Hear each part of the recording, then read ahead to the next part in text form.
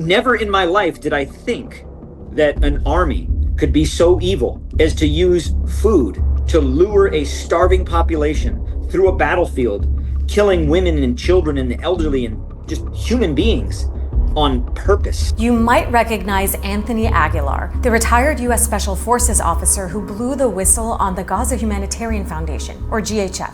Retired U.S. Special Forces officer Antony Aguilar. Antony Aguilar. Anthony Aguilar. A retired lieutenant colonel. The security contractor for the U.S. and Israel-backed firm, the so-called Gaza Humanitarian Foundation.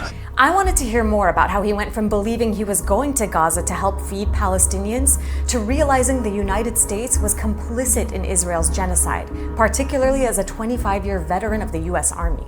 I didn't fill out a application. I didn't apply online. They called me because they were specifically looking for recently retired or recently out of the service special forces, special operations background individuals. And they explained to me that they had been selected to provide the subcontract for security in Gaza to deliver and then secure distribution of aids. The interview was 3 questions. Do you have a valid passport? Is it valid for 90 days?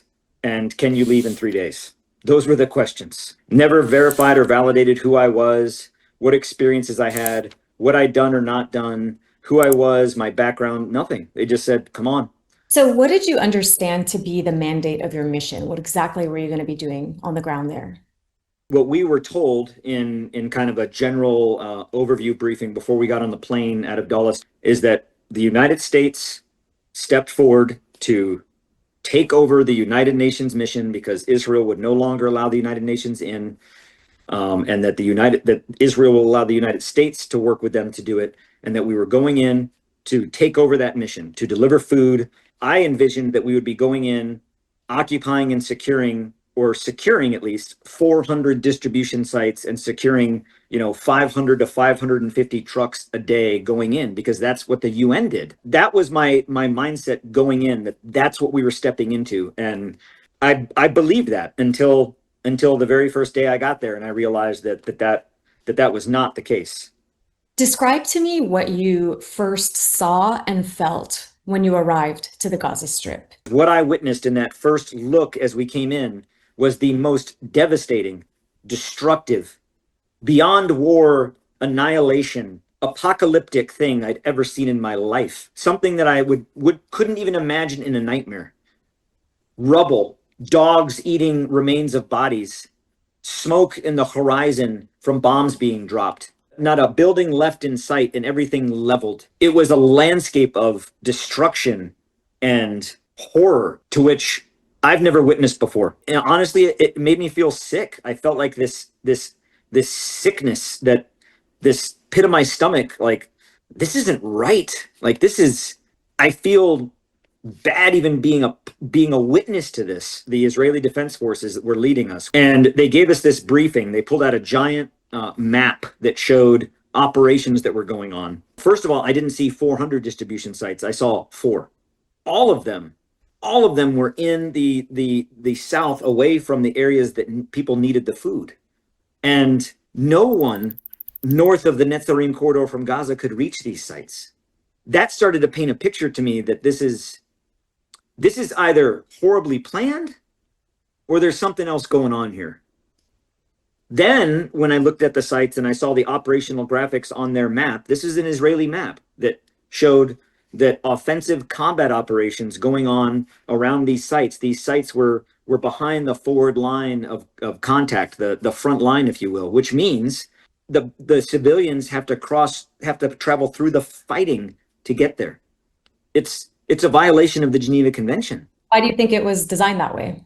In the moment, I didn't think it was designed that way. It became clear to me that it was designed that way when we got to Site 1 and I walked up to the berm to stand up on top of the berm to look, and there's Merkava battle tanks driving through and firing at positions. There's battle going on.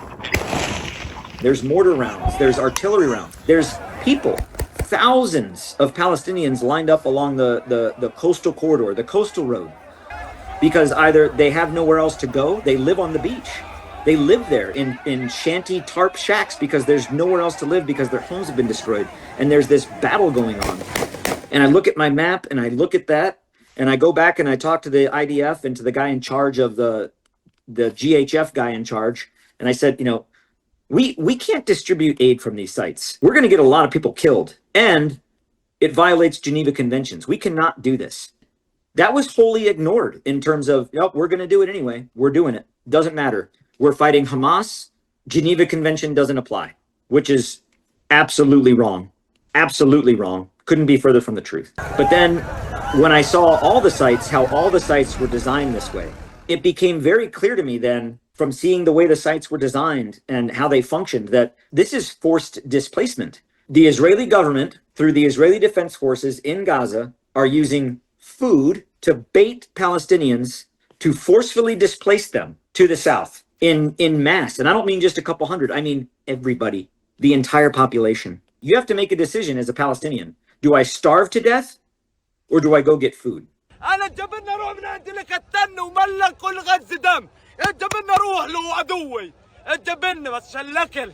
Did it strike you as wrong that the same people that were deliberately starving Palestinians, the Israelis, are now tasked with feeding them? Morally, ethically, legally, humanitarianly, wrong, wrong, wrong. Yes, it was shockingly wrong to me, which is why in the beginning I thought that, do these people just not know what they're doing? Or this can't be intentional.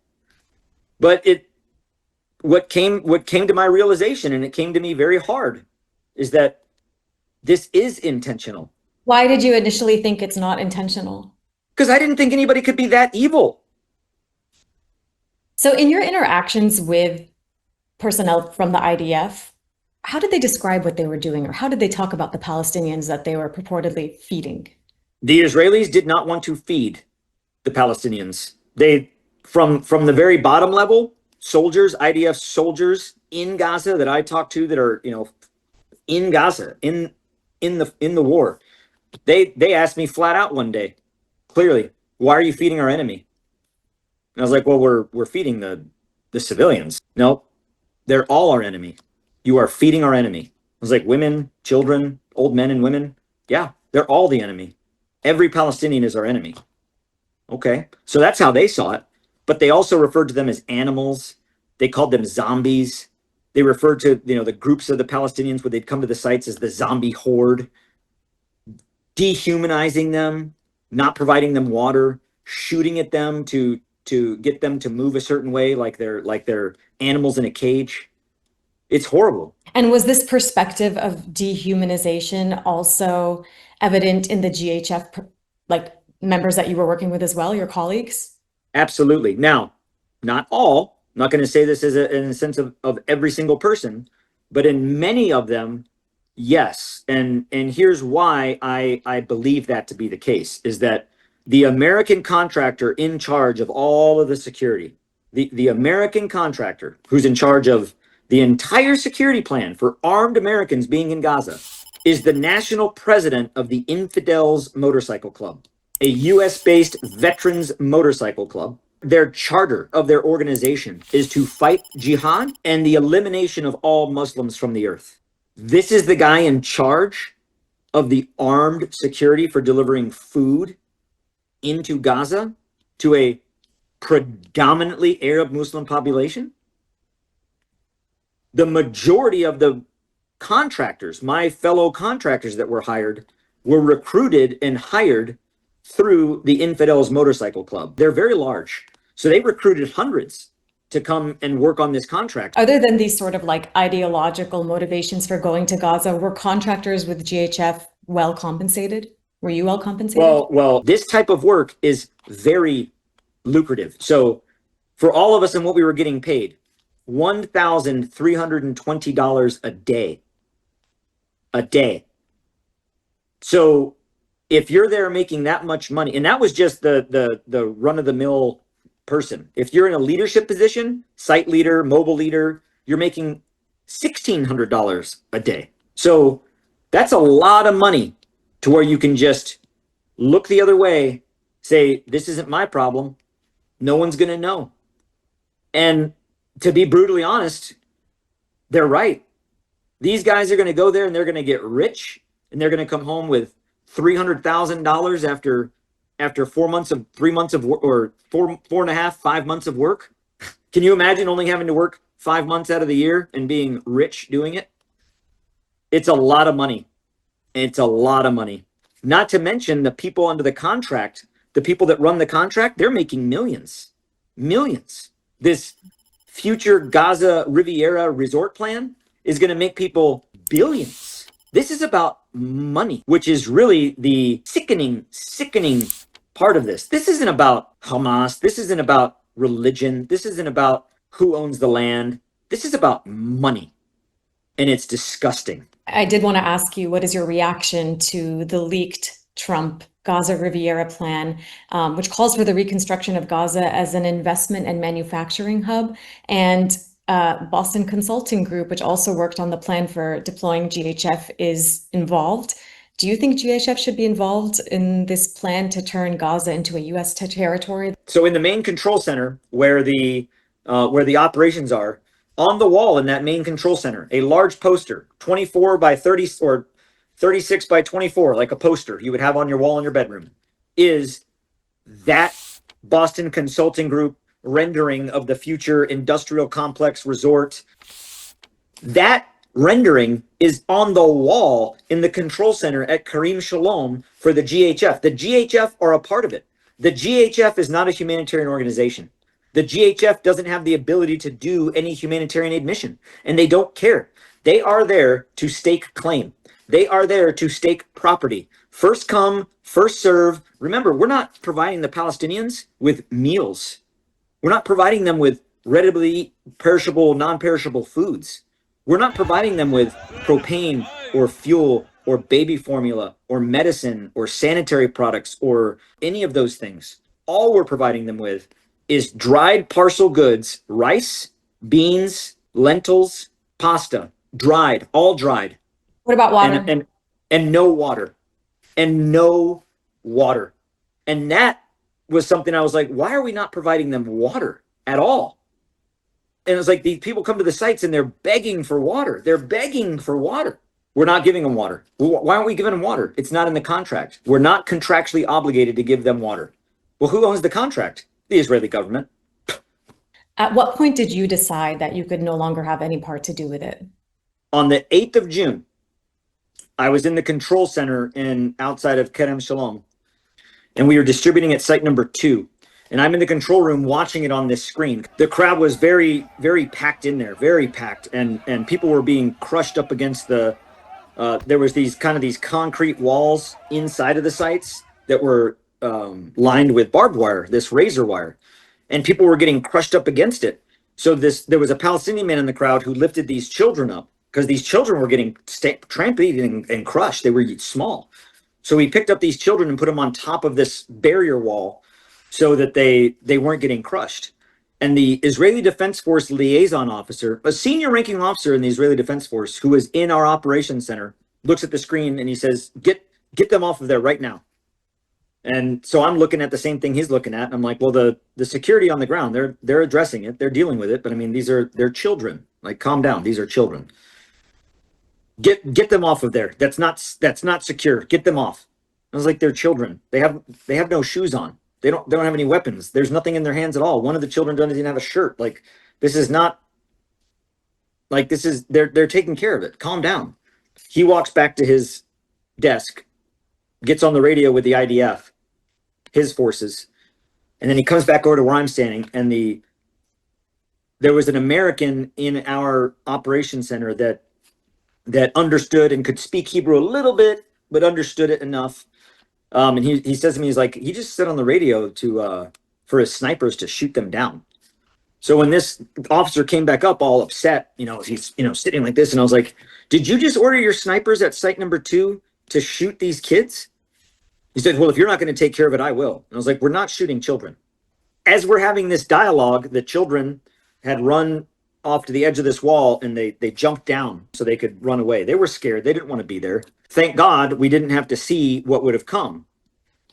But in that moment, the Safe Reach Solutions contract lead, the boss, if you will, who was in the operations center, he called me over and he said, Tony, never say no to the client.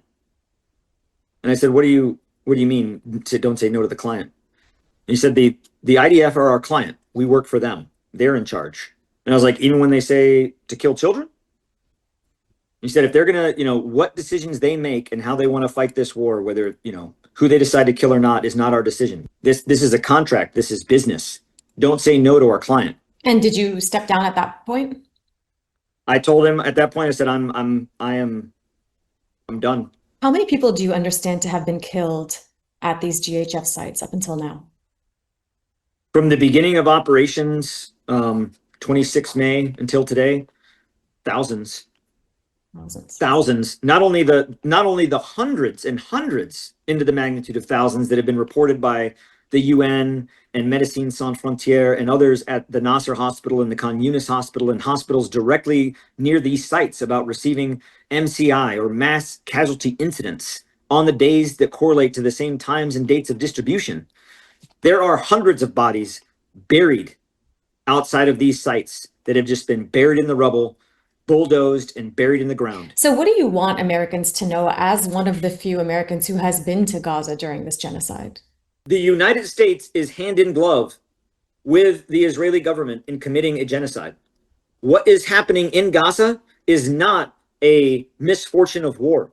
It is designed. The displacement, the removal, the destruction, the ethnic cleansing, the genocide. It is by design. Wake up, America. If we stand by and we allow it to happen there, it's going to happen here. And when it does, don't say you didn't see it coming.